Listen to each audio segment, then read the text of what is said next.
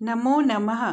प्रिय छात्राः, अद्य वयं समुद्रतटः इत्यस्य पाठस्य षष्ठ-सप्तम प्रश्नयोः उत्तराणि ज्ञास्यामः।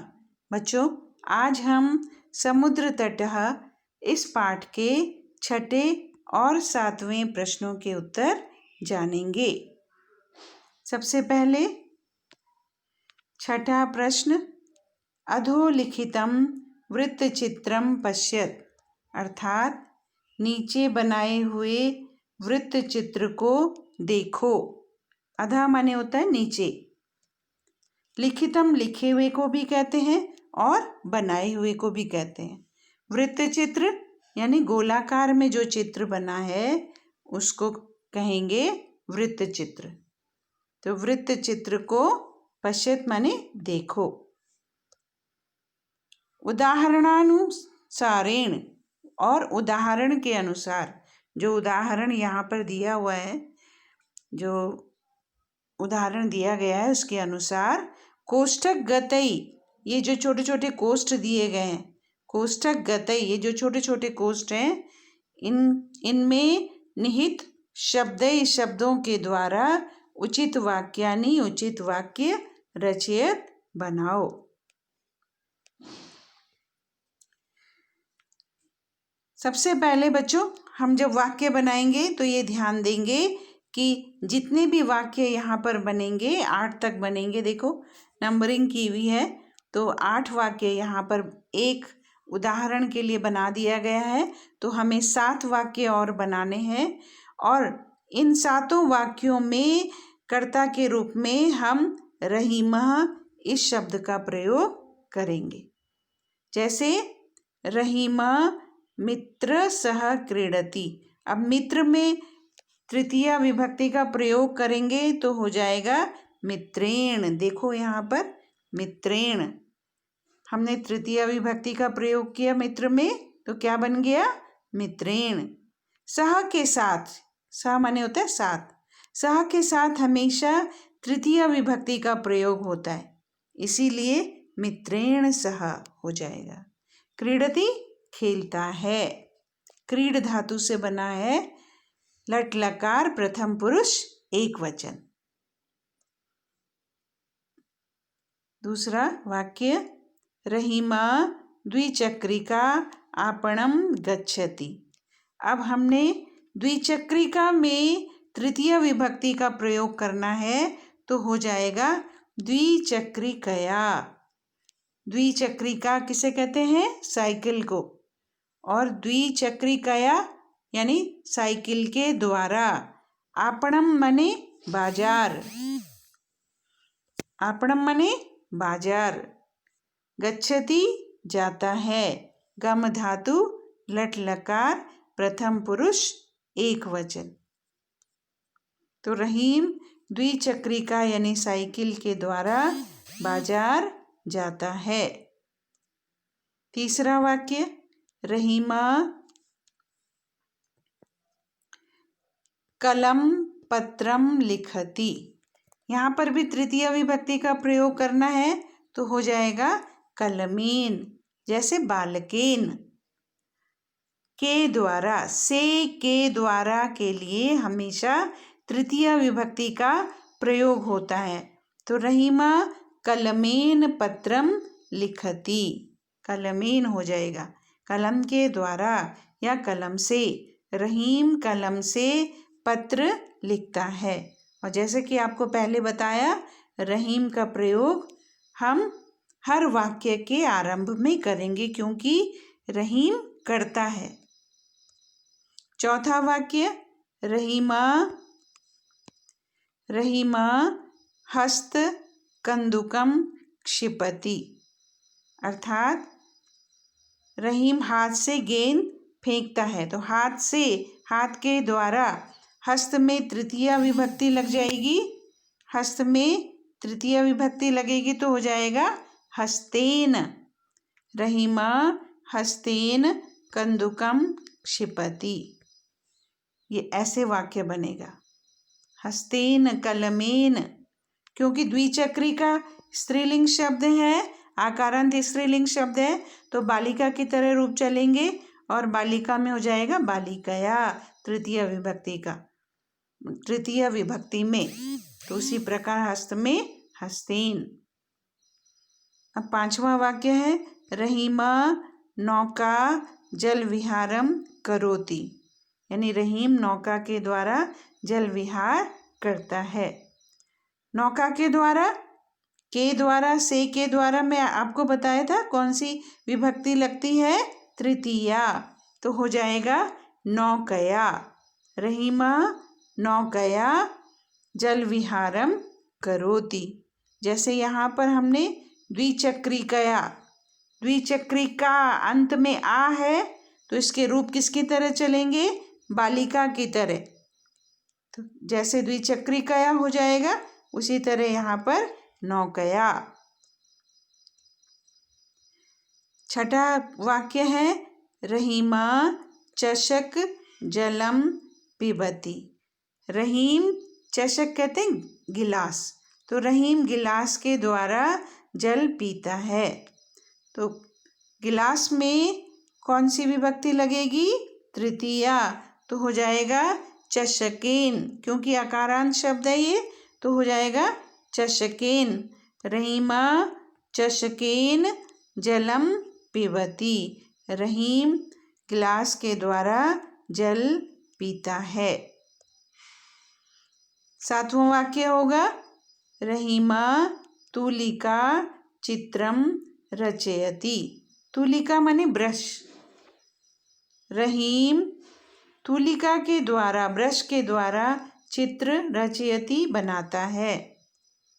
तो बच्चों तुलिका में तृतीय विभक्ति का प्रयोग होगा। जैसे आपने देखा था द्विचक्रिका आकारांत शब्द है, नौका आकारांत शब्द है, तो द्विचक्रिका का तृतीय विभक्ति में हो जाएगा द्विचक्रिकया, नौका का हो जाएगा नौकया, उसी तरह तुलिका का हो जाएगा तुलिकया। तो रहीम ब्रश के द्वारा, तुलिका के द्वारा चित्र बनाता है। आठवां वाक्य रहीमा वायुयान ह्य आगच्छत।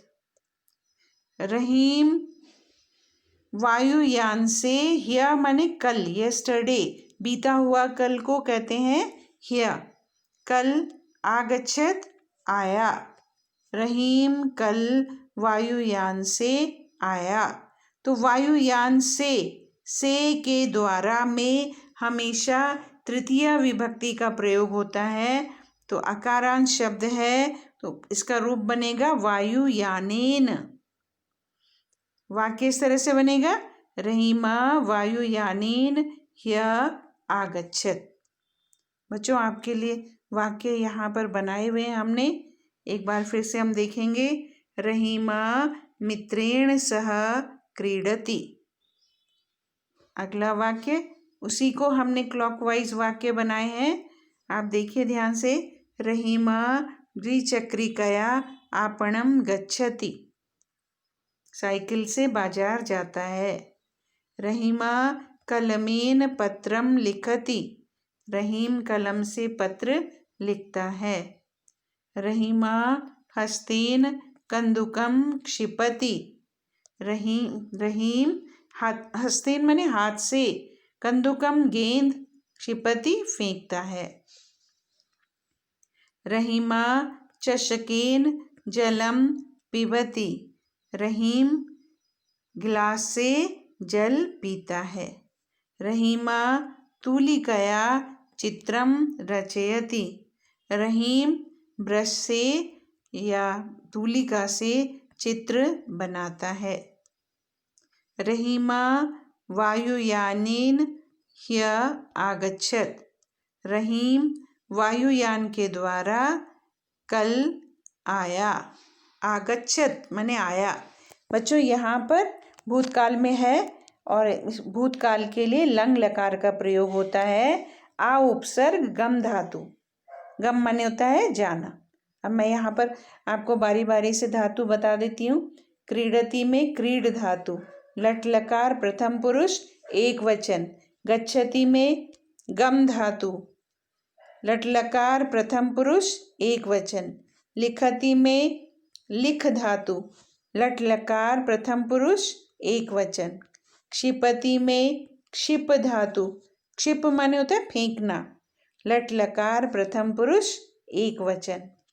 करोति में क्री धातु, लट लकार प्रथम पुरुष एक वचन।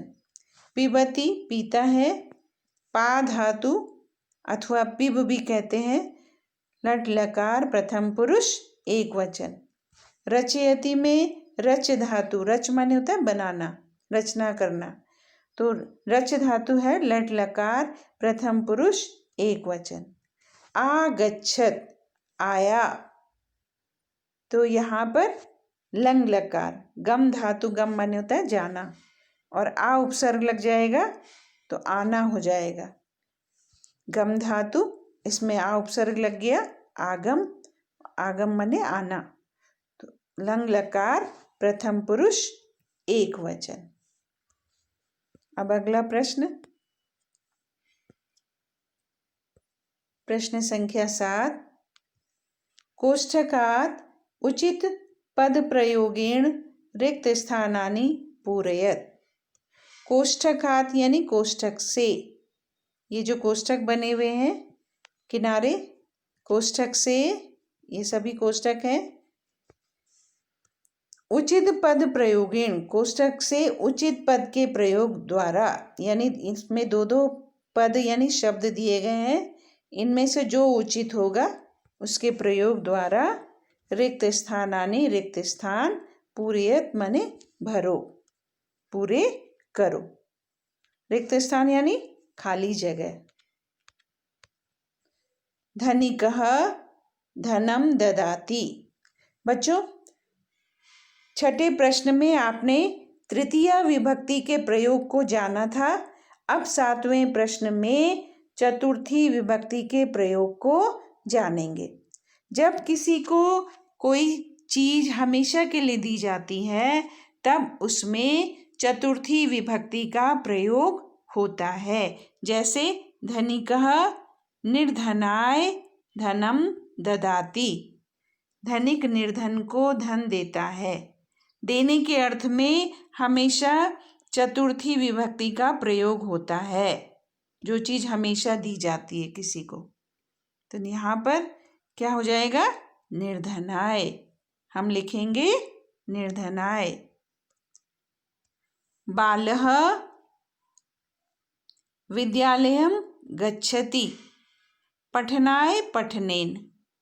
तो यहाँ पर हमने बताया था आपको, पढ़ने के लिए अर्थ में और देने के अर्थ में हमेशा चतुर्थी विभक्ति का प्रयोग होता है। तो बाला माने बच्चा पढ़ने के लिए विद्यालय जाता है, पठनाय पढ़ने के लिए। सज्जनाः परोपकाराय जीवन्ति, सज्जन परोपकार के लिए जीते हैं। परोपकार यानी दूसरों की भलाई, पर प्लस उपकार, इन दोनों शब्दों को मिलाकर पर माने होता है पराया और उपकार माने भलाई, यानी दूसरों की भलाई, दूसरे लोगों की भलाई। पर माने दूसरा। तो सज्जनः परोपकाराय जीवन्ति। प्रधानाचार्यः पारितोषिकं यच्छति छात्रेभ्यः। प्रधानाचार्य यहाँ पर देने के अर्थ में चतुर्थी विभक्ति का प्रयोग है। परोपकार में के लिए के अर्थ में चतुर्थी विभक्ति का प्रयोग हुआ था। तो प्रधानाचार्य छात्रों को पारितोषिक देते हैं। यच्छति एक वचन है, किंतु हम सम्मान के लिए बहुवचन का प्रयोग करेंगे। छात्रेभ्यः में चतुर्थी विभक्ति का बहुवचन, छात्रों के लिए, छात्रों को पारितोषिक देते हैं। नमः के योग में भी बच्चों हमेशा चतुर्थी विभक्ति का प्रयोग होता है। जैसे आपने पढ़ा होगा, ओम नमः शिवाय, ईश्वराय नमः, शिवाय नमः, तो इस तरह से जो है शिक्षकाय नमः, तो यहाँ पर शिक्षकाय हो जाएगा। शिक्षक में कौन सी विभक्ति है? चतुर्थी। नमा के योग में नमा के साथ हमेशा चतुर्थी विभक्ति का प्रयोग होता है। बच्चों, आप इन सब प्रश्नोत्तरों को अपनी उत्तर पुस्तिका में लिखेंगे। छठे और 7वें प्रश्न के सभी उत्तर विस्तार से अपनी पुस्तिका में लिखेंगे पूर्ण वाक्य में। आज के लिए यहीं पर संपन्न करते हैं। ये पाठ समाप्त होता है। अब अगली बार 7वें पाठ का अभ्यास करेंगे। धन्यवाद।